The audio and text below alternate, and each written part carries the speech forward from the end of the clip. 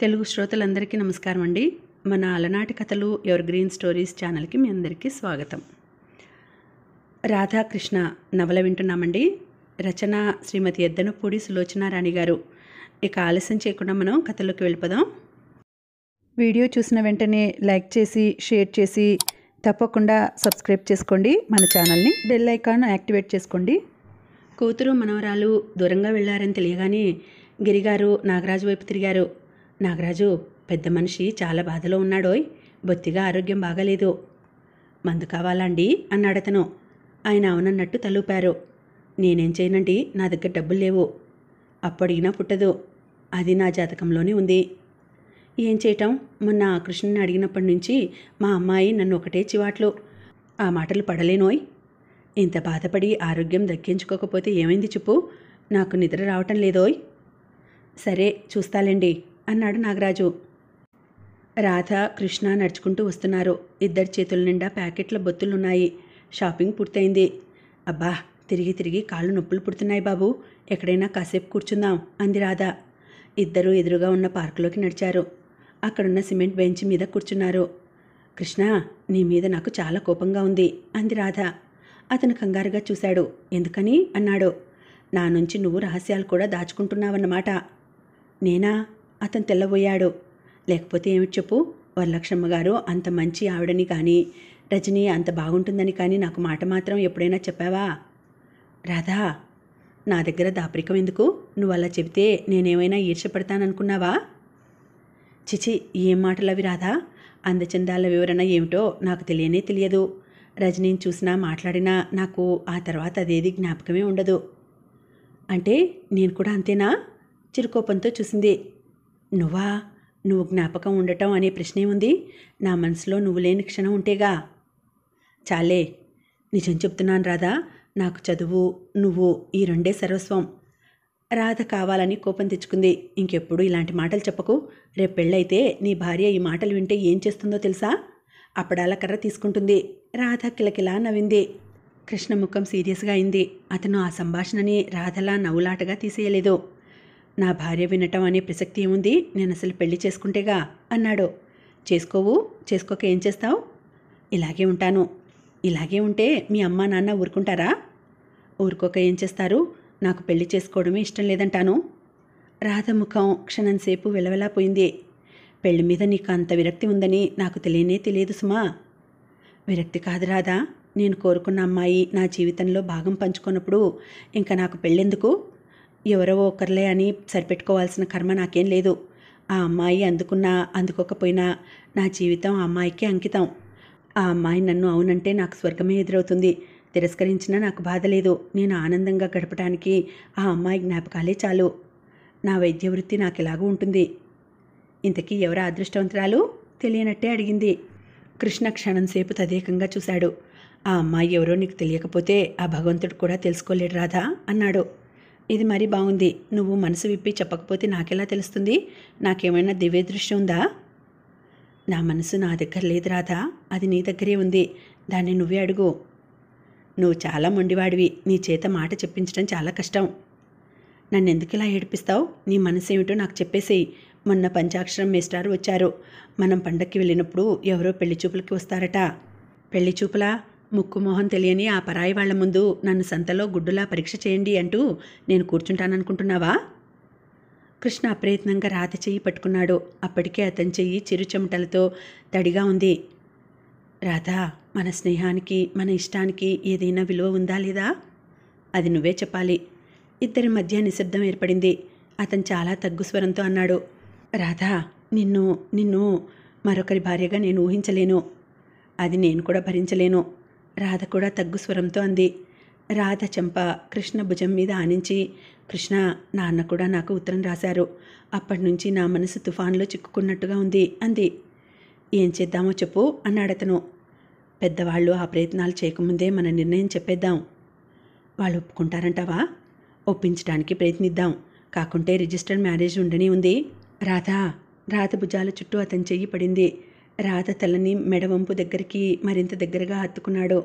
అతని పెదవులు రాధ తల మీద ఆనాయి. అతను అస్పష్టంగా అన్నాడు. రాధా, నా జీవితంలో రెండే రెండు ఉన్నాయి. ఒకటి రాధ, మరొకటి వైద్య వృత్తి. నాకెంతో ఇష్టమైన ఈ రెండూ పొందిన నేనెంతో అదృష్టవంతుడిని కదూ. రాధ అతనికి మరింత చేరువైనట్టు అతని చేతి వంపులో గువ్వలా ఒరిగిపోయింది. సంధ్య చీకట్లు ముసురుకుంటున్నాయి. ఆ ప్రకృతి శోభలో చెట్టు క్రింద ఉన్న సిమెంట్ బెంచి మీద ఇద్దరూ సంతోషాతిశయంతో ఈ ప్రపంచమే మరిచినట్టుగా కూర్చున్నారు. ఇద్దరూ అనిర్వచనీయమైన ఆనందంలో మూగబోయిన వ్యక్తుల్లా నిశ్శబ్దంగా ఉన్నారు. ఇద్దరి కళ్ళ ముందు ఒకే దృశ్యం. మామిడాకుల తోరణాలు వేళ్లాడుతున్నాయి. భాజా భజంత్రీలు మోగుతున్నాయి. పురోహితుడి గొంతు తారాస్థాయిలో మంత్రోచ్చారణ చేస్తోంది. అతను మంగళసూత్రం రాధ మెడలో ముడివేస్తున్నాడు. కృష్ణకి ఆ క్షణంలోనే రాధ తన భార్య అయినట్టు అనిపించింది. ఇల్లంతా పండగ హడావిడితో సందడిగా ఉంది. పండగ అంటే పల్లెటూరులో మరీ హడావిడి ఎక్కువ. కృష్ణ పుస్తకం చదువుకుంటున్నాడు. రాధ అక్కడికి వచ్చింది. ఇంకా ఇక్కడే ఉన్నావా? అవతల అమ్మ పిలవటం లేదు? లేచి వెళ్ళి తలంటి పోసుకురా. తలంటా? అబ్బా, తలంటి పోసుకోవడం, కొత్త బట్టలు కట్టుకోవడం, పేరంటానికి తిరగడం, ఆ సరదాలన్నీ మీ ఆడపిల్లలకి. ఇదిగో, నువ్వు మాట్లాడకుండా వెళ్ళి తలంటి పోసుకు వస్తావా లేదా? సరే రాధా. కృష్ణ పుస్తకం పక్కన పెట్టేసి లేచి వెళ్ళాడు. అమ్మా, వేడినీళ్ళెక్కడా? కుంకుడుగాయ రసం ఎక్కడా అంటూ వచ్చి అడిగిన కొడుకుని చూసి అలివేలు నవ్వుకుంది. అంత క్రితం తను అరగంట సేపు బ్రతిమలాడినా విసుక్కున్నాడే తప్ప లేచి రాలేదు. వెళ్ళి రాధకి చెప్పింది. రాధ పురమాయింపుని కృష్ణ జవదాటలేడని అలివేలుకి తెలుసు. కృష్ణ తలంటి పోసుకుని వచ్చాడు. అతని కళ్ళ నిండా కుంకుడుగాయ రసం పడింది. కళ్ళు మంకెన పువ్వుల్లా అయినాయి.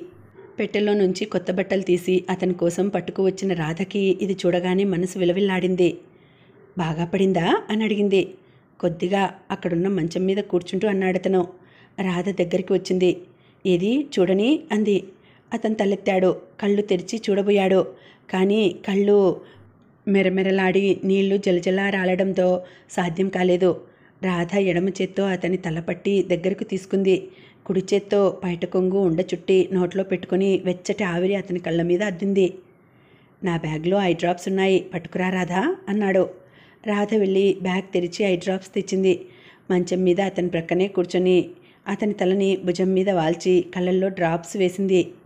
ఇంతలో అక్కడికి ఏదో పని మీద వచ్చిన కోదండరామయ్య గారు ఏమైంది అని అడిగారు. కళ్ళ నిండా కుంకుడు రసం పడింది నాన్న అంది లేస్తూ. కృష్ణ లేవబోతుంటే ఆయన కూర్చో అని వెళ్ళిపోయారు. రాధ ఇచ్చిన కొత్త బట్టలు చూసి ఇంత ఖరీదువి నాకెందుకు రాధా అన్నాడతను మొహమాటంగా. అదిగో, మనలో ఆ తేడాలు లేవని చెప్పానా? నేను ఖరీదైన చీర కట్టుకుంటే నువ్వు ఖరీదైనవి వేసుకోవాల్సిందే. సరే, అతను బట్టలు తీసుకొని వెళ్ళబోయాడు. రాధ అతని చెయ్యి పట్టి లాగి చెవిలో రహస్యంగా, చూడు, పెళ్ళయ్యే వరకు నువ్వు నా మాట విను, పెళ్ళయిన తర్వాత నేను నీ మాట వింటాను అంది. మరి పిల్లలు పుట్టిన తర్వాతనో అన్నాడతను చిలిపిగా చూస్తూ. చిపో అంది తోస్తూ. ఇద్దరం కలిసి వాళ్ళ మాట విందాం, సరేనా అన్నాడతను నవ్వుతూ. సాయంత్రం ఇద్దరూ కలిసి గుడికి వెళ్దామని అనుకున్నారు. రాధ ముస్తాబైంది.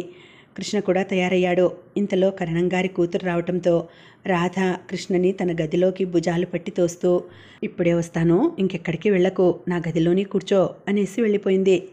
కృష్ణ కాసేపు కూర్చున్నాడు. వచ్చి కిటికీ దగ్గర నిలబడ్డాడు. క్రింద నుంచి రాధ నవ్వు వినిపిస్తోంది. అతనికి తోచలేదు. పుస్తకాల కోసం వచ్చి రాధ డ్రాయర్ తెరిచాడు. అందులో ఒక బౌండ్ బుక్ ఉంది.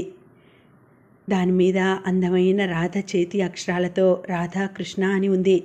అతనికి అర్థం కాలేదు. కుతూహలం అణుచుకోలేకపోయాడు. బౌండ్ బుక్ తెరిచి చూడసాగాడు. అందులో మొదటి పేజీలో తను చిన్నప్పుడు ఇంట్లోంచి పారిపోయి రాసిన ఉత్తరం ఉంది. అతని చేతులు ఒడివడిగా ఆ పేజీలు తిప్పినాయి. అవి చూస్తున్న కొద్దీ అతని మొహంలో ఆశ్చర్యం, ఆనందం, తనను తాను నమ్మలేని తడబాటు ముప్పిరిగొన్నాయి. రాధ మనసుకి అద్దంలా ఉంది ఆ పుస్తకం. తను రాసిన ఉత్తరాలు చింపివేశానన్నమాట సర్వాబద్ధం.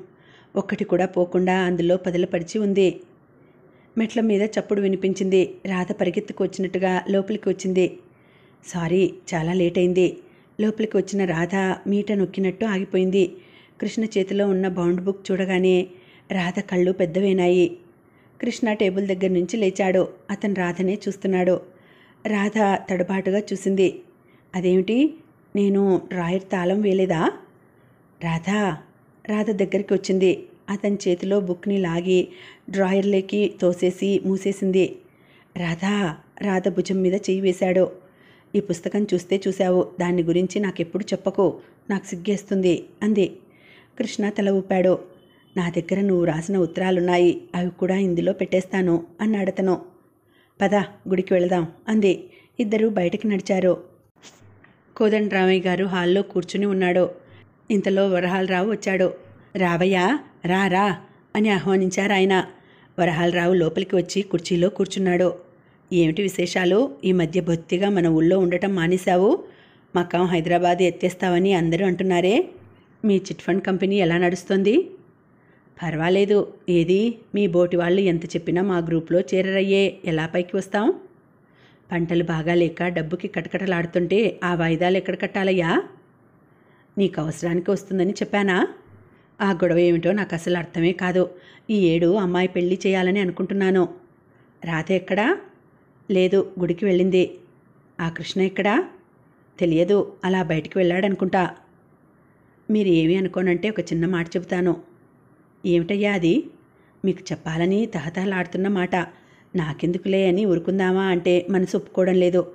చెబితే తప్పో ఏమో అని మళ్ళా భయం. ఇంత ఉపోద్ఘాతం దేనికి? అదేమిటో చెప్పరాదు. ఈ మధ్య నేను తరచుగా హైదరాబాద్లోనే ఉంటున్నాను కదా. అవును. నా పని బయట తిరగటమే కదా. అవును. నేను చాలాసార్లు రాధమ్మ తల్లి ఆ కృష్ణ స్కూటర్ మీద కలిసి తిరుగుతుంటే చూశాను. కోదండరామయ్య గారి ముఖం కూతురి ప్రసంగం రాగానే సీరియస్ అయింది. రాధ ఎక్కడికైనా వెళ్ళాలని అంటే కృష్ణని తీసుకువెళ్ళమని నేనే చెప్పాలేవయ్యా. మీరు చెప్పడంలో తప్పు లేదండి, కానీ ఆ వెళ్ళేది బస్సులో వెళ్ళకూడదా? స్కూటర్ మీద వెళ్ళాలా? నేను అమ్మాయిని తప్పు పట్టడం లేదండి. మన గౌరవ కుటుంబాల్లో ఆడపిల్లలు సరిగ్గానే ఉంటారు. కానీ ఆ చనువు అవతల వాళ్ళు అర్థం చేసుకోవద్దు. అందులో కృష్ణ లాంటి దుడుకు మనిషి. అక్కడ సరే ఏదో తిరిగారు, సిటీ కాబట్టి ఎవరెవరో ఎవరికీ తెలియదు. ఇప్పుడు నేను వస్తుంటే ఇద్దరూ ఎదురయ్యారు. పల్లెటూరు ఇది. నలుగురు ఏమనుకుంటారు చెప్పండి? మీకు ఈ ఊళ్ళో ఎలాంటి పరువు ఉంది? కోదండరామయ్య వంశానికి ఏ తరంలోనైనా ఎవరైనా వేలు పెట్టి చూపించారా? నేను చెప్పానని తప్పు పట్టుకోకండి. ఆ మాత్రం అర్థం చేసుకోలేమటయ్యా. నువ్వన్నది నిజమే. లోకం అనేది ఒకటి ఉందిగా. మీరు కొంచెం జాగ్రత్త పడకపోతే వాడు మీ కొంప నిలువునా తీస్తాడని నా అనుమానం. మీ మంచి కోరి మీ శ్రేయోభిలాషిగా చెప్పాను. ఆ తర్వాత మీ ఇష్టం. నేను నా కళ్ళతో వాళ్ళు తిరగటం అనేకసార్లు చూశాను. నాకు రాధమ్మ అంటే గిట్టగా చెప్తున్నాను అనుకోకండి. రాధమ్మని నా కూతురుగా అనుకుంటాను. కాబట్టి మీరు జాగ్రత్త పడాలని చెప్పాను. వరహాలరావు వెళ్ళిపోయాడు. కోదండరామయ్య గారు చాలాసేపు అక్కడే కూర్చున్నారు. వరహాలరావు అన్న మాటలు మొదటిసారిగా ఆయన మనసులో శంకని కలిగించాయి. ఆయన గుండెదడ వల్ల డాక్టర్ సలహాపై చాలా రోజుల నుంచి మెట్లెక్కి పైకి వెళ్ళటం లేదు. ప్రయాసగా అనిపించినా ఈరోజు మెట్లెక్కి కూతురి గదిలోకి వచ్చారు. గది తలుపులు తెరిచి లోపలికి అడుగుపెట్టిన అతనికి ఎదురుగా రాధ బహుమతి అందుకుంటున్న ఫోటో కనిపించింది. దాని ప్రక్కనే డాక్టర్ కోటుతో కృష్ణ ఫోటో కూడా ఉంది. కోదండరామయ్య గారు దగ్గరకు వెళ్ళి ఆ ఫోటోలని చూశారు. డ్రాయర్ సొరుగులాగి రాధ పుస్తకం తీసి చూశారు. అందులో ఉత్తరాలు చదువుతుంటే ఆయన వడగాల్పు తగిలిన మనిషిలా అయ్యారు. ఆయన కళ్ళ ముందు రాధ కృష్ణ ఇద్దరూ పక్కపక్కన కూర్చొని నవ్వుతూ తుళ్ళుతూ మాట్లాడుతూ భోజనాలు చేయడం, రాధ వెళ్తుంటే అతను చేయి పెట్టి లాగి పేపర్ ఏదో చదివి వినిపించడం, రాధ కృష్ణ కంట్లో కుంకుడుగాయ రసం పడిందని అతని తలని దగ్గరికి తీసుకొని డ్రాప్స్ వేయడం, ఇలాంటివి ఎన్నెన్నో దృశ్యాలు కదలసాగినాయి. చిన్ననాటి చనువుగా తీసి పారేసిన ఆ సంఘటనలన్నీ ఇప్పుడు కొత్త అర్థాలతో వయసుతో వచ్చిన చెలిమి సుమా అని హెచ్చరించసాగినాయి. ఇంతలో ఆయనకు క్రింద నుంచి నవ్వులు వినిపించాయి. కోదండరామయ్య గారు కిటికీ దగ్గరికి వెళ్ళి చూశారు. దొడ్లో జామ చెట్టుకి వేసిన ఉయ్యాల మీద రాధ కూర్చుని ఉంది. కృష్ణ ఉయ్యాల ఊపుతున్నాడు. రాధ ఆ ఊపులకి భయపడినట్టు కెవ్వుమంటోంది. కానీ మళ్ళీ కిలకిలా నవ్వుతోంది. ఆపమని గొడవ చేస్తోంది, బ్రతిమలాడుతోంది. చివరికి ఎలాగైతేనే కృష్ణ ఆపాడు.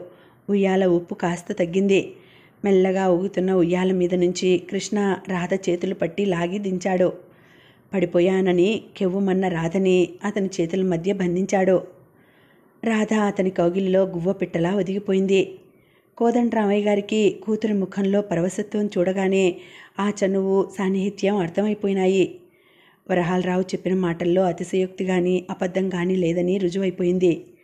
ఆయన కిటికీ దగ్గర నుంచి వెనక్కి తిరిగారు. భారంగా మెట్లు దిగి వస్తున్నారు. ఆయనకిది షాక్లా ఉంది. ముఖాన చిరుచెమటలు అలుముకున్నాయి. గుండె దడదడలాడుతోంది. ఒక్కగానొక్క కూతురు, మంచి సంబంధం చూసి లక్షణంగా పెళ్లి చేయాలని అనుకున్నాడు. దీనికంతటికీ కారణం తనే. రాధని ఆ విధవ డ్యాన్స్ కోసం హైదరాబాద్ పంపకుండా ఉంటే ఈ విపత్కర స్థితి వచ్చేది కాదు. ఇప్పుడేం చేయటం? రాధకి ఎలా చెప్పటం?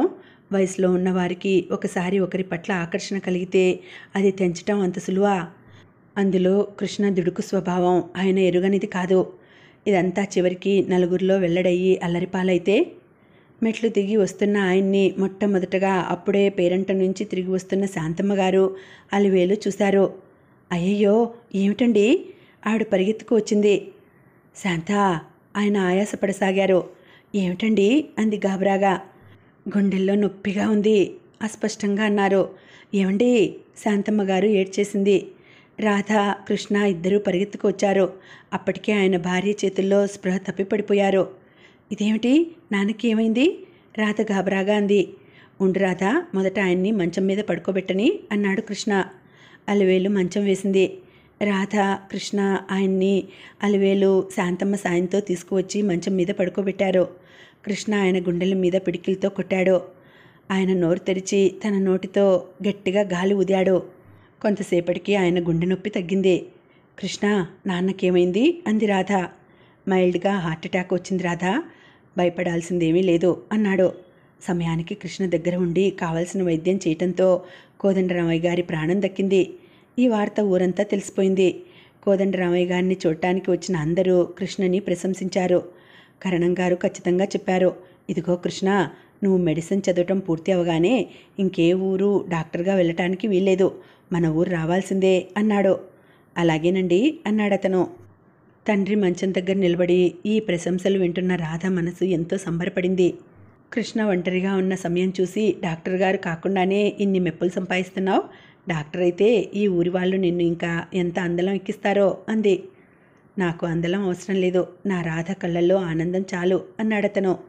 2 వారాలు గడిచినాయి. కోదండరామయ్య గారు ఇంకా మంచం దిగి మామూలుగా నడవడం లేదు. ఆయన బాగా నీరసపడిపోయారు. సెలవులు అయిపోయినాయి. కృష్ణ ఊరు వెళ్లాల్సిన రోజు వచ్చింది. అమ్మా రాధ, నువ్వు ఇప్పుడు ఎక్కడికి వెళ్ళొద్దు అన్నారు కోదండరామయ్య గారు. మీకు బాగా తగ్గే వరకు నేను ఎక్కడికి వెళ్ళను నాన్నా అంది రాధ. ఆ విధంగా రాధ ప్రయాణం ఆగిపోయింది.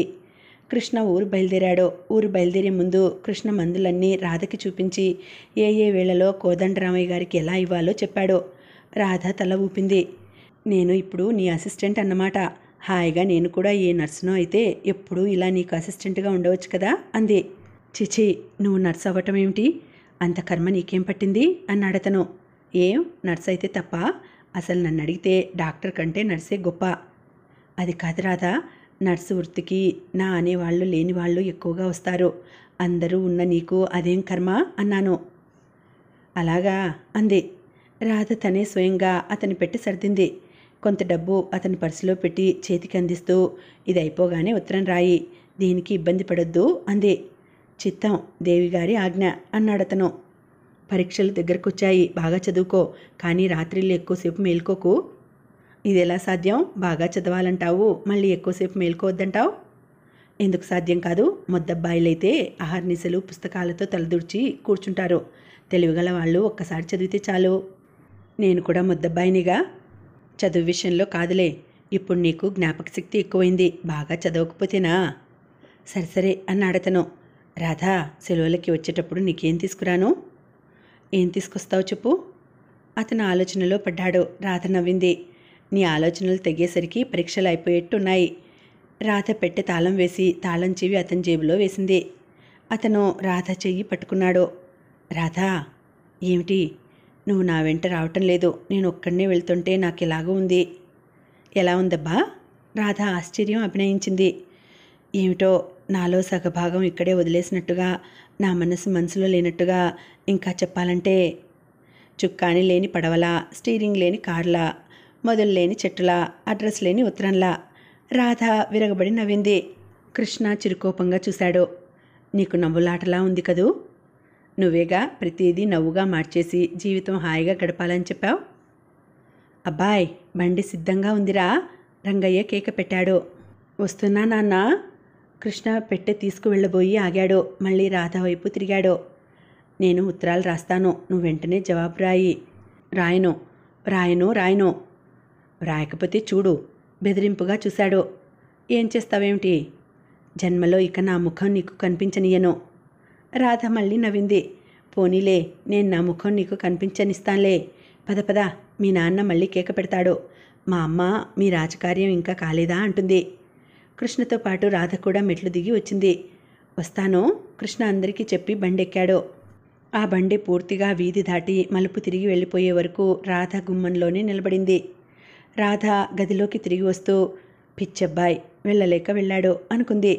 ఆ సాయంత్రం వరహాలరావు కోదండరామయ్యని చూడటానికి వచ్చాడు. ఏమిటయ్యా, నీ వరుస చూస్తే దేనికో దిగులు పడ్డట్టుంది. ఎన్నాళ్ళు చూసినా మంచం మీద నుంచి లేవవేం? నీ మనసులో ఏముందో కాస్త మా బోటి వాళ్ళకి చెప్పకూడదు అన్నాడు. ఏముంది నాకు బాధ? ఏమీ లేదు. నాకున్నది ఒక్కగానొక్క కూతురు, దానికి పెళ్లి చేయలేదే అని బాధపడుతున్నాను. ఊరిని ఇల్లు దొంగలదోలా, దానికోసం ఇంత దిగులు దేనికి? రాధమ్మ ఏమైనా అనాకారిదా? నువ్వు కట్నం ఇవ్వలేని వాడివా? ఆడపిల్లకి ఎన్ని ఉన్నా తగిన వ్యక్తి దొరకాలి కదా. ఆ వ్యక్తిని మనం వెతుక్కోవాలి. రాధకి పెళ్లి చేయాలని నీకుంటే ఒక్క మాట నా చెవిన వేయొచ్చు కదా. నేను 1,00,000 సంబంధాలు నీ కాళ్ళ దగ్గరికి తెస్తాను. తెలిసిన వారెవరైనా ఉంటే చూడు. రాధకి ఎంత త్వరగా పెళ్లి చేస్తే నాకు అంత నిశ్చింత. కుర్రాడు తెలిసినవాడైతే నయం. రాధ ఎలా పెరిగిందో, రాధని ఎంత బాగా చూడాలో వాళ్ళకి తెలుస్తుంది. అలా అనుకుంటే ఎవరో ఎందుకు, మా శివశంకరమే ఉన్నాడు కదయ్యా. శివశంకరమా? ఎవరు?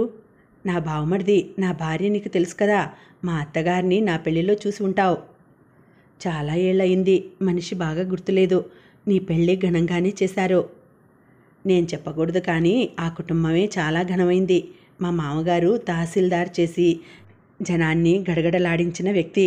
ఆయన బ్రతికుండగా ఒక వెలుగు వెలిగారు. ప్రస్తుతం చితికిపోయిన కుటుంబం అనుకో. ఆస్తి అంత పెద్దగా లేదు, కానీ కుర్రాడు రత్నం అంటే నమ్ము. పెద్దవాళ్ళంటే ఎంత వినయ విధేయతలో.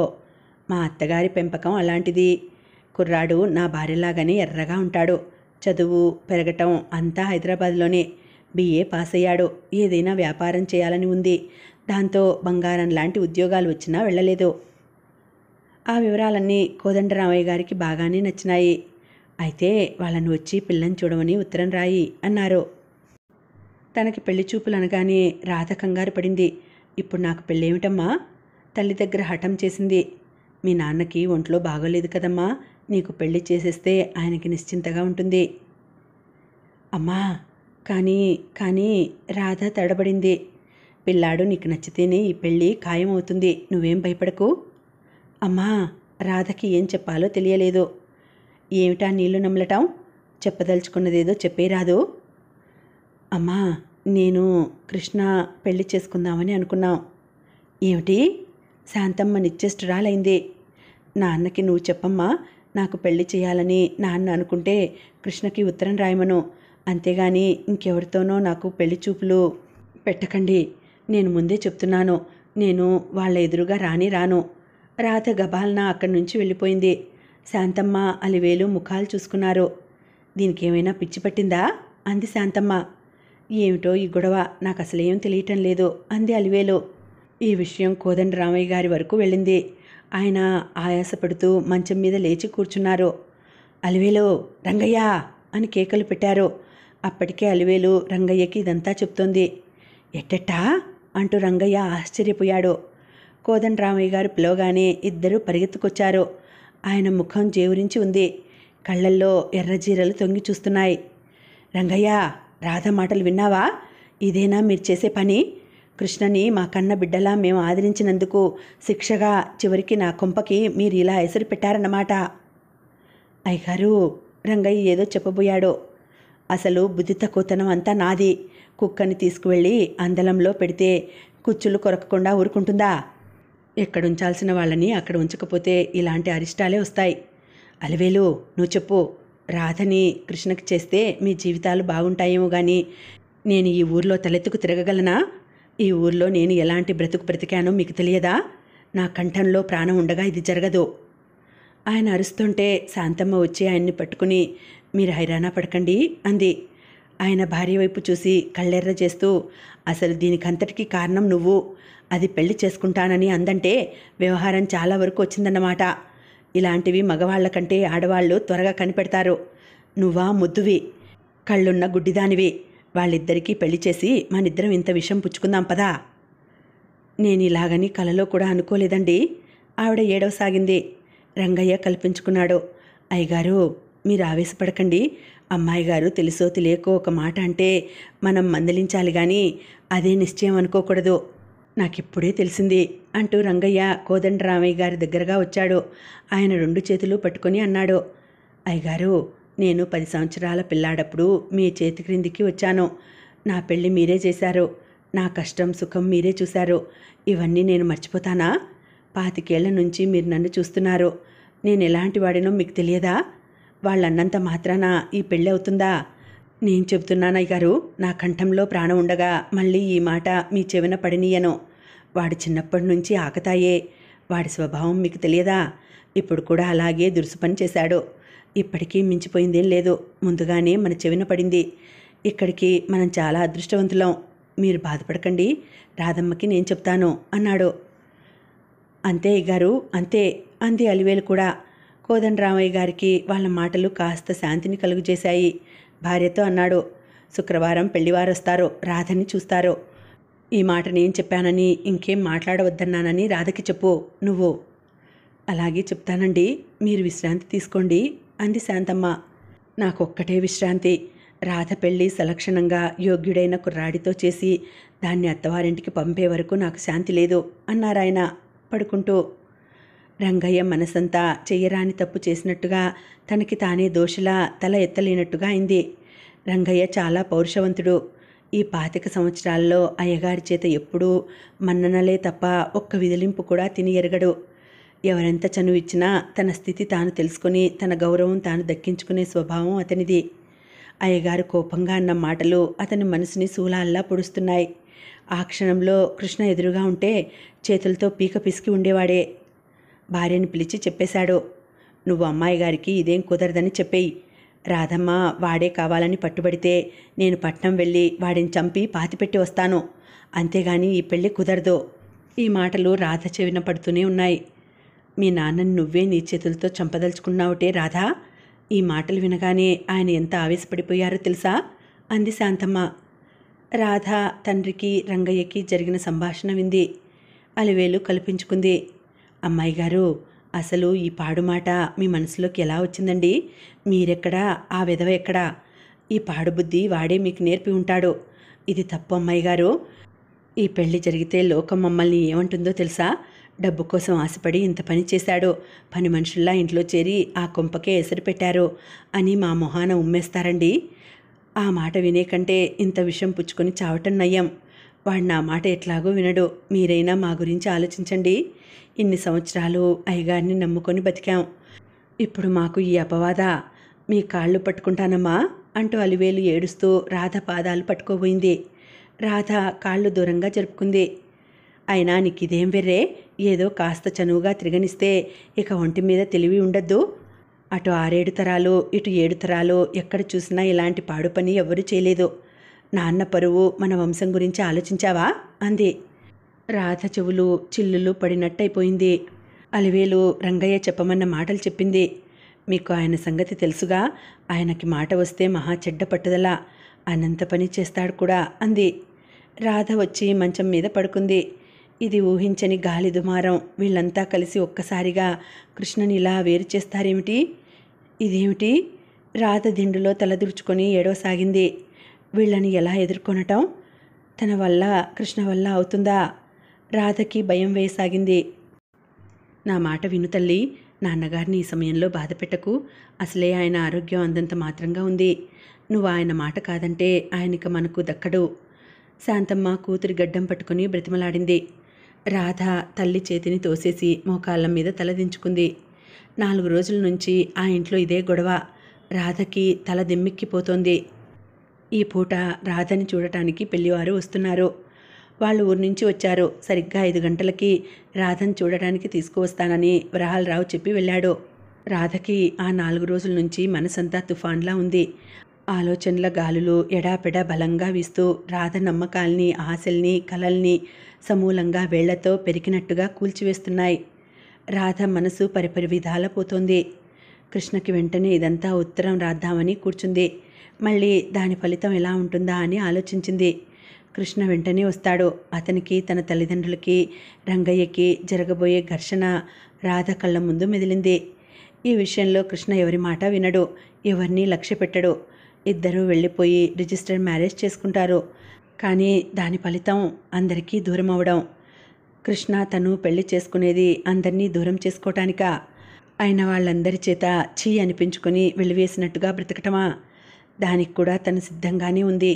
కానీ తండ్రి, రాధ కళ్ళ ముందు అనారోగ్యంతో ఉన్న తండ్రి ముఖమే మాటిమాటికి మిదులుతోంది.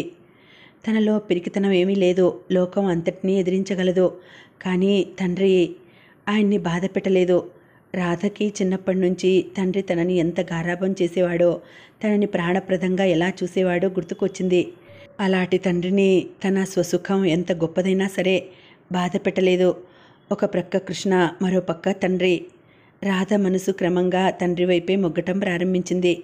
తన ఆనందం కంటే ఆయన మనశ్శాంతి, ఆరోగ్యం ముఖ్యం అనిపించింది. రాధ మెల్లిగా లేచి తల దువ్వుకొని జడ వేసుకుంది, చీర మార్చుకుంది. గదిలోకి మళ్ళీ వచ్చిన తల్లి రాధను చూసి ఆశ్చర్యపోయింది. గబగబా ఈ విషయం భర్తకి చెప్పడానికి క్రిందకు పరిగెత్తింది. పెళ్లివారు రానే వచ్చారు. వరహాలరావు ఒకటే హడావిడి చేస్తున్నాడు. అతని భార్య రత్నమాణిక్యం, కూతురు మధురం, అత్తగారు దుర్గమ్మ, పెళ్లి కొడుకు అయిన శివశంకరం వచ్చారు. రంగయ్య, అలివేలు వాళ్ళని కూర్చోమని మర్యాదలు చేసి ఫలహారాలు అందిస్తున్నారు. కోదండరామయ్య గారు ఓపిక తెచ్చుకొని వచ్చి కుర్చీలో కూర్చున్నారు. పెళ్లి కొడుకు శివం ఎర్రగా బాగానే ఉన్నాడు. దుర్గమ్మ గారి మెడలో ఉన్న నగలు, జరీ చీర ఆవిడ ధనికురాలని స్పష్టంగా తెలుస్తోంది. రత్నమాణిక్యం మాత్రం ముఖం గంటు పెట్టుకున్నట్టుగా ఈ పెళ్లి చూపులకి బలవంతంగా వచ్చినట్టుగా కూర్చుంది. కూతురు మధురం, అమ్మా పెళ్లి కూతురు ఇంకా రాలేదేం అని మాటిమాటికి అడిగి తల్లి చేత నోరు మూసుకో అని చివాట్లు తింటోంది. శివశంకరం మితభాషలా ఉన్నాడు, మౌనంగా కూర్చున్నాడు. రాధని తల్లి తీసుకువచ్చింది. మామూలు స్థితిలో అయితే రాధ ఈ విధమైన పెళ్లి చూపులకి చచ్చినా ఒప్పుకునేది కాదు. ప్రస్తుతం ఘర్షణలో నలిగిపోయిన రాధ మనసు విరక్తిగా ఉంది. రాజీ పడటానికి సిద్ధమైన తర్వాత ఇక ఇలాంటి వాటి తర్కం, అభ్యంతరం పూర్తిగా అనవసరం అనిపించింది. ఏం చదువుతున్నావమ్మా? దుర్గమ్మగారు అడిగింది. చెప్పాను, ఈ ఊర్లో ఉన్నంతవరకు చదువుకుందని. శ్రావ్యమైన కంఠం, చక్కగా పాడుతుంది, అద్భుతంగా డ్యాన్స్ చేస్తుంది. మొన్న పేపర్లో పడిన ఫోటో చూపించాను కదా. అన్నింటికీ వరహాలరావే సమాధానం చెప్పాడు. పాట పాడతావటగా, అయితే ఒక పాట పాడి వినిపించు అంది ఆవిడ. ఇప్పుడు పాడలేనండి అంది రాధ. ఇలాంటి సమయాల్లో సిగ్గుతో నోట మాటే రాదు, ఇంకా పాట ఎక్కడి నుంచి వస్తుంది అన్నాడు వరహాలరావు. మీకు డ్యాన్స్ ఇష్టం లేకపోతే పెళ్ళైన తర్వాత మానిపించుకోవచ్చు, ఊరికే సరదాగా నేర్పించాం అన్నారు కోదండరామయ్య గారు. అయ్యయ్యో ఎంత మాట!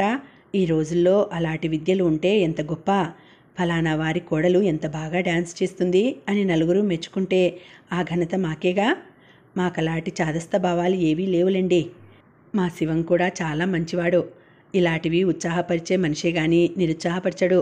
ఏరా శివం, నువ్వేం మాట్లాడించావు అంది. అన్నీ నువ్వు మాట్లాడుతున్నావుగా అన్నాడతను. నువ్వు ఏదైనా అడుగు. మీ పేరేమిటండి మొహమాటంగా అన్నాడు. అనురాధ. పేరు చాలా బాగుంది అన్నాడతను. అంటే పిల్ల బాగాలేదనా నీ ఉద్దేశం? బావగారు రెట్టించారు. అబ్బెబ్బే, నా ఉద్దేశం అది కాదు. అతను కంగారు పడ్డాడు. అందరూ గొల్లున నవ్వారు. రాధ మాత్రం నవ్వలేదు, బొమ్మలా కూర్చుంది. మా అబ్బాయి పెళ్ళికొడుకు, సరిగ్గా చూడమ్మా అంది దుర్గమ్మ. రాధ కళ్ళెత్తలేదు. సిగ్గు, వాళ్ళేం చూస్తారు? అయినా రాధమ్మకి నా సంగతి తెలియదా? నేను నాసిరకం సంబంధం తెస్తానా అన్నాడు వరహాలరావు. పెళ్లివారు వెళ్ళటానికి లేచారు. రాధ లేచి లోపలికి రాబోతుంటే, రాధమ్మా ఉత్తరం అన్న పోస్ట్ మ్యాన్ కేక వినిపించింది. రాధ ఉలిక్కి పడినట్టుగా తిరిగి చూసింది. రంగయ్య అది అందుకుందామని వెళ్లే లోపలే శివం అందుకొని రాధ చేతికి ఇచ్చాడు. రాధ తొట్టుపాటుగా చూసి లోపలికి వెళ్ళిపోయింది. ఇంకా ఉందండి, కథ కొనసాగుతుంది. మళ్ళీ వచ్చే వీడియోలో తర్వాతి భాగం వినేద్దామండి. అంతవరకు సెలవు. నమస్తే.